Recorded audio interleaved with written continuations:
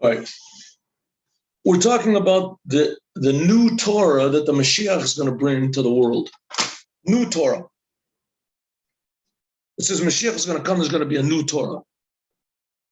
And the Rebbe points out, of course, that's impossible. There can't be a new Torah. The Torah is never going to change.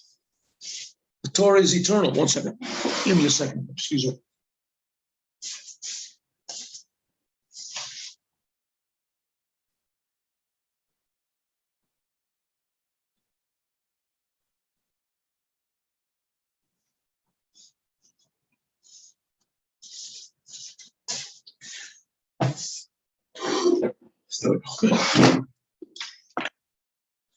Says, how can there be a new Torah? The Torah is never going to change.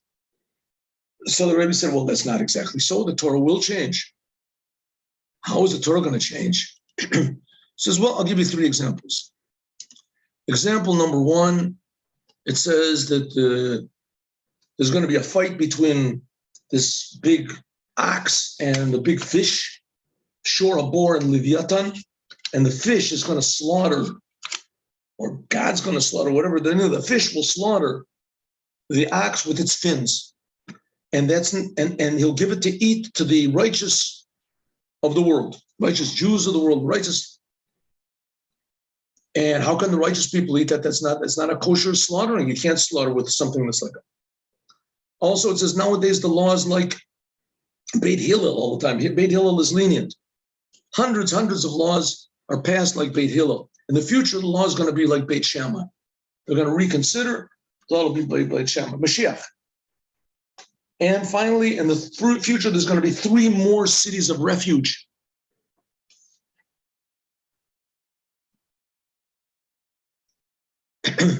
So how can there be 3 more cities of refuge? Because there's going to be more murderers, accidental murderers. Says, what says the Rebbe? How can that be? More murder in the days of more accidental murders? Exactly the opposite. There's not going to be anything bad anymore. So the Rebbe said, okay, these in the future, these 3 cities of refuge, this corresponds to what's called Kenizi and the Kadmoni, lands that God promised to Abraham, and we have not yet received. God promised to Abraham, remember in the covenant that he made between the pieces, Brit Bein HaBetorim, and he promised to Abraham the land of 10 nations. There it's Canaan, Achiti, Amoria, Perisia, this, and he says, and a Kenizi Vakadmoni. He promised him 3 more lands. And we haven't received those lands yet. And those lands are going to be given to us in the days of the Mashiach. And that's when it says that when God increases your limits, your boundaries, so this is going to be in the days of the Mashiach. In other words, what's it mean? These 3, nowadays, we're working to refine what's called the emotions of the world, the emotional aspects of God, because the world is just reflecting God. And in the future, will be refined even the intellect. That's the idea of the new Torah. We'll have a new understanding and a new awareness of what is life and what is Torah and etc. So that's what it means. We'll have a whole new idea what it means, an accidental murder. An accidental murder, in this case, will be the idea will be that even a negative thought, all of a sudden pops up a negative emotion. This will be called an accidental murder. You're murdering the holy image of God, which is inside of you.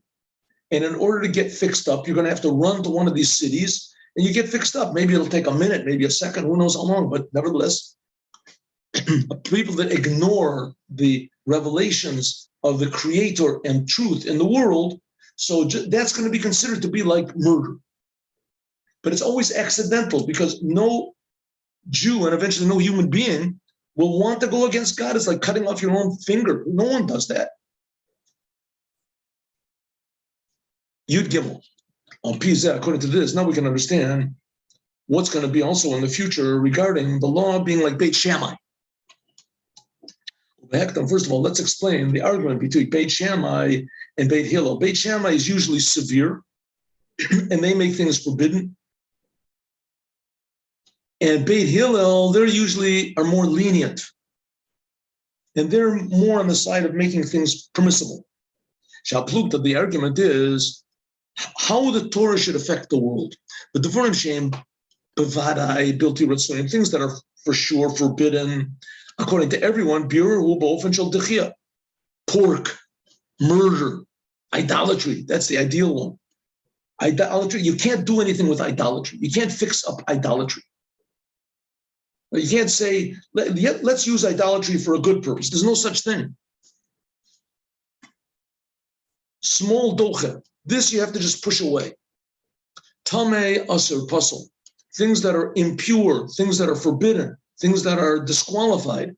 But the Dvarim Shem Bavade, okay, that you have to keep away from. Things that are certainly permissible in Yana Rishus, the Kuli Alma, Habir Bof, and Shalkiruv.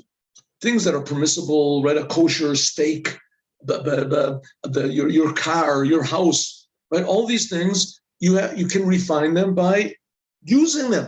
You have to keep away from it. You should use it. Yamin makarevet, tor, mutar, kosher, things that are pure, permissible, kosher. By means of using them for the sake of heaven, then, like it says, all of your deeds should be the sake of heaven. In all of your ways, you should know God. Right? 2 sentences. What is this? From Proverbs. Proverbs. And from Pirkei Avot, it says. So it says, in all of these, by using the world in a proper way, by means of this, you refine the world and raise it up to holiness. But if there's a doubt, if you should push them away or not, the Karvam, there we got the arguments. Because you can't see that it's bad and you shouldn't use it. But Paul, Ti'in, Bekoach, it's just there potentially, etc. That's where Beit Shammai, Beit Hillel argue. Things that are obviously forbidden, there's no argument. Beit Shammai doesn't say, I say you can eat pork. I say that idolatry is okay. I say, and Hillel says, it's forbidden. I said, but Beit Shammai is severe. When is Beit Shammai severe? In cases where there's doubt. Maybe it could be permissible. Beit Hillel is lenient in a case where there's a doubt. Where a case that's permissible, Beit Shammai and Beit Hillel agree 100%. They know that it's permissible, right? To put on tefillin every morning. Beit Shammai and Beit Hillel, they don't argue a thing that's forbidden. To eat pork is forbidden. Beit Shammai and Beit Hillel also agree. Whereas the only when things are sort of gray, it's not so clear. Beit Shammai, that the source of their soul comes from what's called gevura, severity. Their inclination, how to say the way they look at the world is to be more exact. To push away things and to forbid things, even when there's a potential of bad. And Beit Hillel, that their soul comes from what's called the side of leniency. Their inclination is to be lenient, to permit things where, even though there might be a potential for bad. This difference is also in their names. Shammai, the word Shammai means to make an estimation, to, evaluate. Sham archotav, that you evaluate everything that you do. Sheshokel, that he weighs out, and he's always very, very careful of and wary of any hidden bad. If you find that there's something not good, he pushes it away totally. Hillel comes from Baal Nero. Hillel is from the language to be shining. This is the whole idea of light and revelation. Hamshachat, or drawing down light of holiness, even in places where there is bad, potentially concealed. In other words, not to be so careful. You have to be careful, but not so careful. If there's a potential to do good, then do good. Maybe you'll mess up, maybe not. Don't think about it. Just do good. How is it that in the future the law is going to be like Beit Shammai, that everything's going to be more strict? How is that going to be? Yesh lo si, we can say. Shachiluk ben Beit Shammai, Beit Hillel, the difference between Beit Shammai and Beit Hillel is by the Torah, regarding the Torah. Sha'al yadam, by means of this, there is purification in the world. Beit Shammai, they were sharper. It says Beit Shammai, Chadrei Tafeh. They were sharp. They had a higher level in learning the Torah. They were more with the potential of the Torah, the inside of the Torah. That the Torah has the power to refine not just revealed bad, but also concealed bad. Beit Shammai, they would find a little nitpick things that were bad in order to purify it.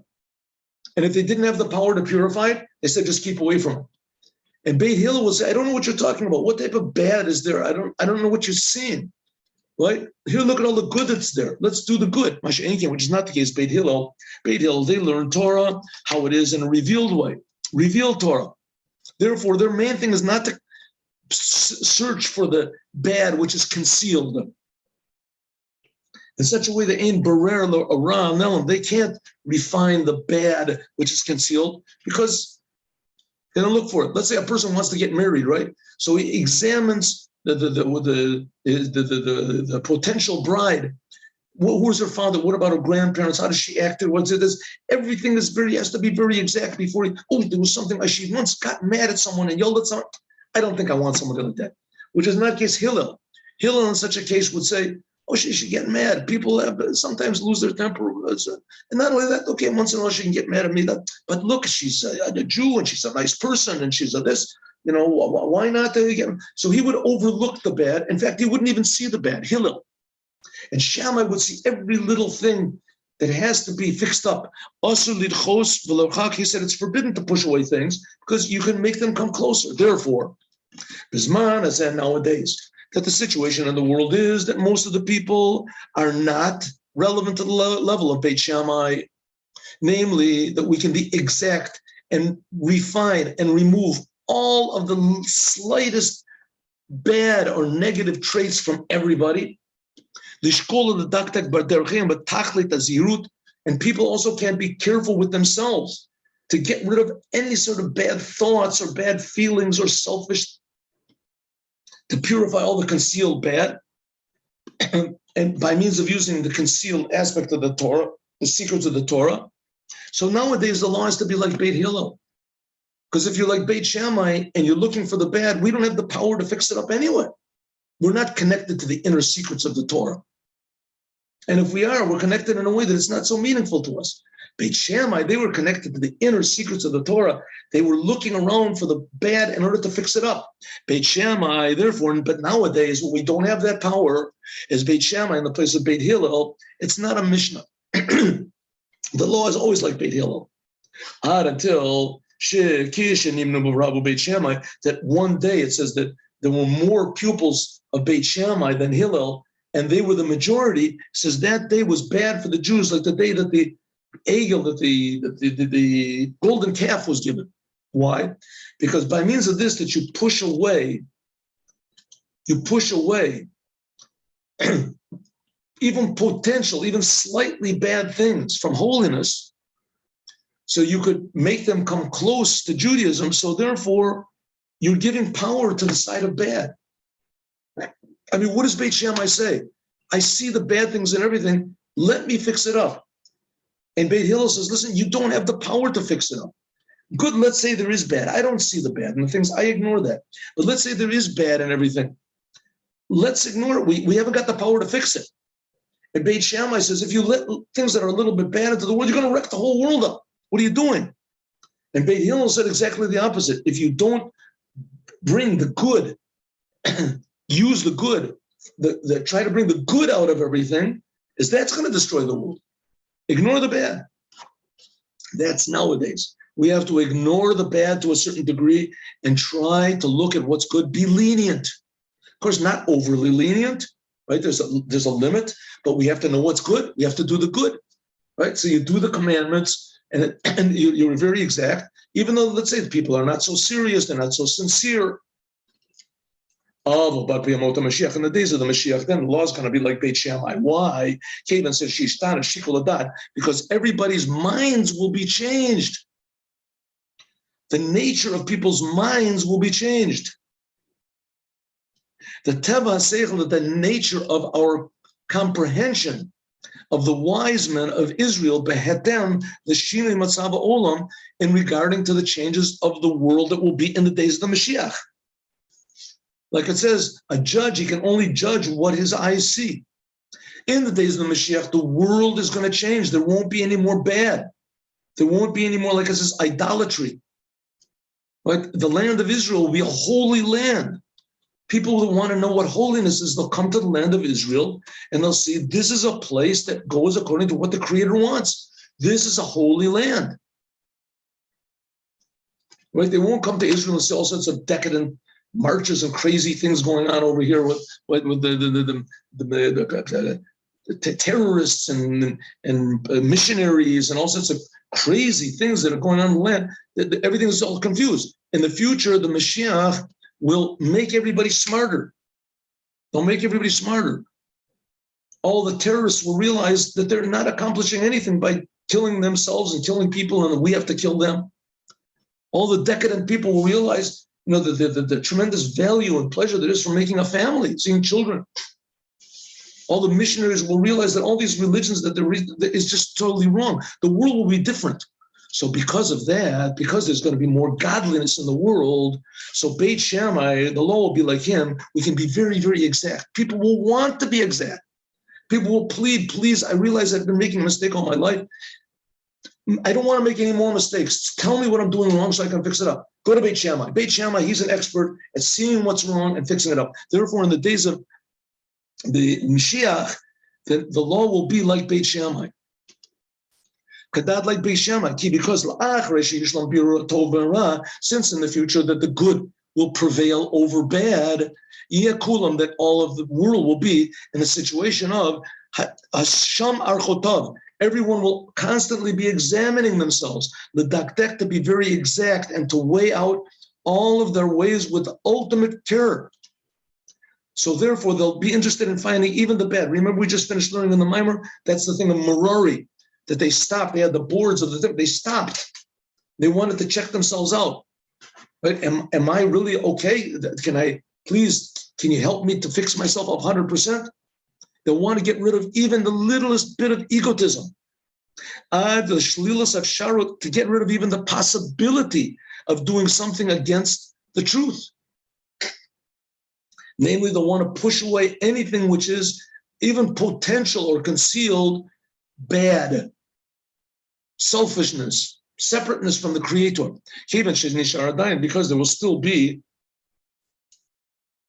still will be some bad in the world when Mashiach comes. It'll be here, right? Like it was when in Gan Eden, right? When man was in heaven, there was the tree of good, knowledge of good and evil. So there was evil. Therefore, people will be very careful. Indians will be by means of a higher level of the Torah, like Shamai. They were experts at the hidden aspects of the Torah, the total perfection that God desires. And this will be found by all of the Jews. Torah Chadashim Itetetzi. That's going to be the new Torah. The new Torah that'll automatically preclude any thoughts of idolatry or decadence in this, but still, there'll still be potential inside of us. And because that potential is there, we'll be checking ourselves all the time. God is so good that we'll want to do everything possible to be clean. Like if the king comes to visit your house, right? So you clean the house up, especially if you love the king. The king is a wonderful person. The king is fine. You'll repaint the house and you'll do everything and check over the house, the new furniture and dress. Everything is going to be exact. Tameh v'sodas Torah. That's the secrets of the Torah. Shel because they are above any possibility of birur ha'olam nishlalas al yadam fil efsharos le'inyan bilti ratzuyim. But when there's revealed the secrets of the Torah, the two secrets of the Torah, because the Torah is truly, totally good. So therefore, this is going to be right. The secrets of the Torah. There's no possibility of anything bad occurring. Right? When the king is coming to your house, so everything has to, when the king is in your house, for sure you're not going to do anything dirty up the floor or something. The same thing when God is revealed. If they say that the Tsar in the time of Russia, I think the last true kingship that there was in the world, an actual king, was Tsarist Russia. I think I'm not an expert in this. Maybe Japan could be in Japan. They had the king was like a god.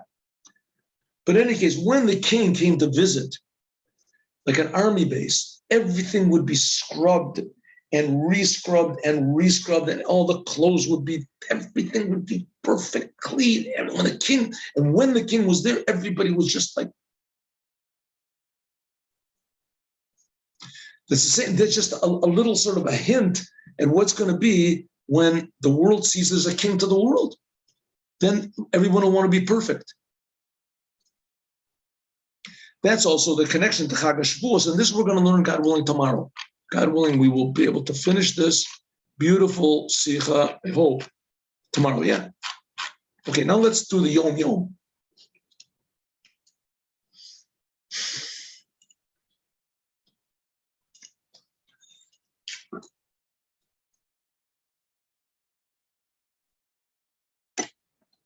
Mm-hmm.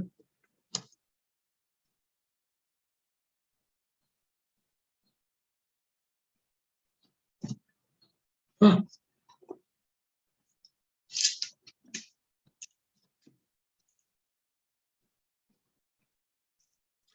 Yom Yom.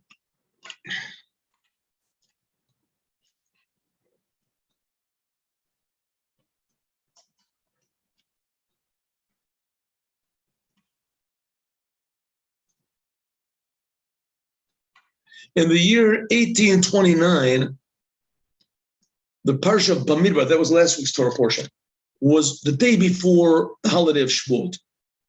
Before lighting the Shabbat candles, Tzemach said that's like it's going to be this year, right? This is going to be this year, but this year won't be Bamidbar. This year it's in Nassau. It'll be on Shabbat. Before the Shabbat, lighting the Shabbat candles, the Tzemach Tzedek said a mimer, Su'u et Rosh Avotam. Lift up, count the number of the heads of the fathers. When the Jews were counted in the desert. According to what Ibn Ezra, he said the word Su'u means to lift up. Lift up the head. The implication is like this. Also, this week's Torah portion is Naso, means to count, means to lift up, to a point. The implication is that through the servants of the radiance of the soul within the body, there is an elevation in the head. And not only the head, but even the essence of the soul. Whereas by using your body to do Torah and the commandments, is that elevates your mind and also the soul. And also the soul as it is not, the part of your soul which is not related to your body, which you're not aware of. Then he explained a lot of other things relating to Torah. There's doing Torah and the commandments that elevates the body, it elevates the soul. In the noontime of Shabbat, this is the Shabbat right before the holiday of Shavuot, he said another mimer, Basticha, or Astich. This was in last week's Torah, Haftorah, remember? From Hosea, Arasticha B'tzedek Mishpah. And an explanation like it's written in Lukuti Torah. We didn't do this year. The next day, on the first day of Shavuot, he had another mimer, Usfartem. You should be counted. This is relating to the counting of the Omer. And it's also elaboration, like it's written in the Lukuti Torah. The festive meal on the second day, he said another mimer, which is called Chachma Me'ayin Temotze, that wisdom, Chachma, comes from nowhere, which is the second elaboration on this printed in Lukuti Torah. You have to understand, when the Rebbe said these Maimorim, this was not like a speech of a professor in university that, maybe someone will come and, oh, very good. Maybe someone will come and give a different interpretation or whatever. What the Rebbe's were saying when they said the Maimorim, these were the words of God. It was like prophecy. It was a prophecy. And the Rambam explains that sometimes prophecy was not only to tell the future, but it was also to improve people, to improve our minds, to improve our comprehension. But the main thing of Chabad Hasidut is to prepare for Mashiach. Mashiach is going to bring, like we just finished learning in the Maimer, a new comprehension of reality, a new comprehension of the reality of God, that God is creating everything that we are aware of and the upper worlds that we're not aware of. It's all just being created by God. And that God is infinitely, infinitely good, infinitely, infinitely powerful, infinitely, infinitely close to us, infinitely distant from us. And that's the topics that are spoken about in Chassidut. So every time that the Rebbe, and only the Rebbe has the power to do this. I mean, I could also say my Mord, but you wouldn't feel the godliness in it. Yeah, nice ideas, if I worked on it, I could fake it, But the God, and there were other Hasidim that also said my morning, that they had permission from the Rebbe to say my morning. They had permission. There was Hilary Parich, there was Isaac Nehommel. They had permission to say they were tremendously high tzaddikim people. But they were still nevertheless explanations on something. When the Rebbe would say ideas of Hasidut, it would be pure godliness. That was understandable, was relevant to the mind. Even though when you read the Maimorim, like in the Alter Rebbe, like we're learning in the morning, and no matter how much you understand it, you always feel that it's above understanding. The first Rebbe of Chabad is Chachma. You always feel that it's not really understandable what we're talking about. We're talking about God. I get it. There's Bria and there's Atzilus, and then there's Chachma of Bria is attached to Malchut. I got it. What do you mean we got it? We don't understand, right? But nevertheless, it still is in our mind. And this same God is creating us, is infinitely close to us. So that's the idea of these Maimorim. It's like giving us a little window into what real reality really is and how important, tremendously important this physical world is. Okay, my friends, have a good day with Moshiach. Now, God willing, at 3 o'clock, we will continue learning. We'll learn about the blessings of the Kohanim today, and also of the inauguration of the temple, of the tabernacle in the desert. The first 12 days that the tabernacle was in operation in the desert, and how the different tribes, each one of them brought exactly the same thing, and it's repeated over 12 times in a row, the exact same thing. God willing, we'll learn that today. Be with us at 2 o'clock. Have a good day with Moshiach now.